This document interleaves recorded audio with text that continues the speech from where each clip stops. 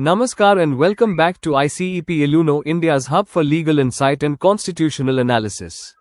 I'm your host Ishan, and today we are breaking down the Waqf Amendment Bill, 2025, a bold step towards reforming the governance of religious endowments in India. But here's the twist: we'll also see how this bill intersects with our fundamental rights under Articles 25, 26, 27, and 28 of the Constitution. Let's dive in. Segment 1. What is the Waqf Act, or why was it amended? The original Waqf Act, 1995, was enacted to regulate Waqf properties, lands or assets donated for religious or charitable purposes in Islam. But over time, it became clear that the act was outdated. Poor surveys, mismanagement, and legal loopholes led to widespread misuse and disputes. So the Waqf Amendment Bill, 2025 steps in with these goals. Eliminate ambiguity in Waqf formation. Improve transparency. Introduce judicial oversight. Include representation from all communities. Bring accountability via CAG audits and central rules. Segment 2. Constitutional lens. Articles 25 to 28. Let's now unpack how this bill holds up under our Constitution's Articles 25 to 28, which deal with the right to freedom of religion. Article 25, freedom of religion, right to profess, practice, propagate. Article 25 guarantees every person the freedom to practice their religion, subject to public order, morality, and health. Relevance to the bill. The bill does not interfere with the religious practice of Waqf or Islamic endowments.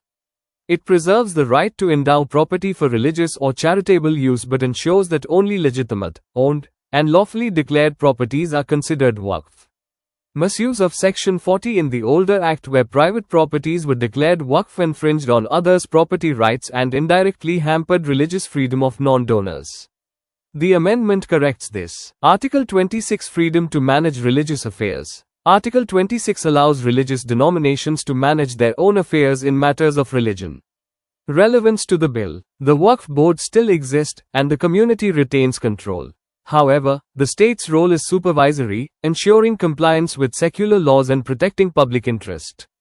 The inclusion of non-Muslim members and women does not interfere with religious doctrine but promotes diversity, transparency, and inclusion in public administration. Article 27, no taxation for promotion of any religion. Article 27 prohibits using taxpayer money to promote or maintain any religion. Relevance to the bill. The amendment ensures all funding, audits, and functioning of Waqf boards are handled transparently. Public money, where used, such as in surveys or tribunals, is used for regulatory purposes, not for religious promotion. By preventing illegal encroachments and regularizing Waqf records, the bill ensures secular governance and avoids misusing state resources. Article 28, freedom from religious instruction in state institutions. Article 28 protects individuals from being forced to participate in religious instruction in state-run institutions. Relevance to the bill. The amendment does not impose or promote religious instruction. It focuses strictly on administrative and property matters. Institutions run by Waqf may offer religious instruction, but that remains under their purview, not the state's. Segment 3. Key positive reforms in the bill. Let's highlight what's new and positive in the 2025 amendment. 1. No more user Waqf, only declared and documented Waqf properties are allowed. This ends ambiguity over land titles. 2. Inclusion of women or non-Muslims, encourages diversity and modern governance.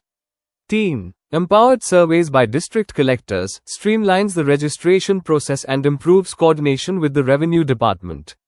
4. Tribunal appeals allowed. You can now appeal tribunal decisions in High Court, bringing back judicial accountability. 5. CAG audits and central rules, increases transparency and prevents local level corruption. 6. Separate boards for sects, recognizes diversity within Islam and ensures representation of smaller sects like Boris and Aga Khanis. Segment 4. Addressing concerns or balancing rights. Some critics argue the act still applies only to Muslims and hence violates secularism. But here's the legal perspective. The Constitution permits laws that regulate religious trusts or properties as long as they don't interfere with core religious practices. The Waqf Amendment respects religious freedom while enforcing secular accountability. The Delhi High Court PIL challenging the constitutional validity of the Waqf Act will be crucial. But as it stands, the amendment appears to align with constitutional principles and brings the Act closer to modern legal standards. Conclusion: the Waqf Amendment Bill 2025 is not just a legal update, it's a constitutional reset. By aligning with Articles 25 to 28, it balances the right to religious freedom with the need for public order, transparency, and equality. Let us know your thoughts in the comments. Do you think these changes will improve trust and efficiency in religious property management? If you found this breakdown helpful, don't forget to like, share, and subscribe to ICEP Iluno. Let's keep learning, questioning, and strengthening democracy together. This is ICEP Iluno signing off. Until next time, stay informed and stay empowered. Jai Hind.